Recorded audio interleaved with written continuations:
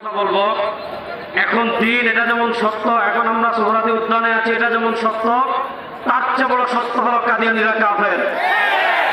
বাংলাদেশে আমাদের স্পষ্ট কথা, কাদিয়ানীরা কাফের। কাদিয়ানীদেরকে যারা কাফের মানবে না তারাও কাফের।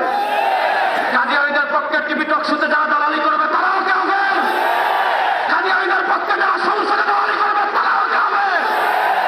বাংলাদেশের ইন্টারিম গভর্নমেন্ট এবং আগামীতে যারা ক্ষমতায় আসবেন তাদেরকে আমরা আজকে সোহরাওয়ার্দী উদ্যান থেকে 1 নম্বর সতর্কতা সংকেত দিচ্ছি। সমুদ্রে যখন ঘূর্ণিঝড় আসে 1 নম্বর সতর্কতা সংকেত প্রথম দেয়। যারা ক্ষমতায় আসতে চাচ্ছেন, যারা ক্ষমতায় আসেন, আজকে 1 নম্বর সতর্কতা সংকেত নেন। আগামীতে বাংলাদেশে এমন ভূমিকম্প তৈরি হবে, যদি কাদিয়ানীদেরকে কাফের ঘোষণা না দেন, বাংলাদেশ তাদেরকে বঙ্গোপসাগরে ভাসিয়ে দেওয়া হবে। সর্বশেষ কথা আমি বলে আপনাদের থেকে বিদায় নেব। সর্বশেষ একটা কথা বলে আমি আপনাদের থেকে বিদায় নেব। ইনশাআল্লাহ 2024-এর জয়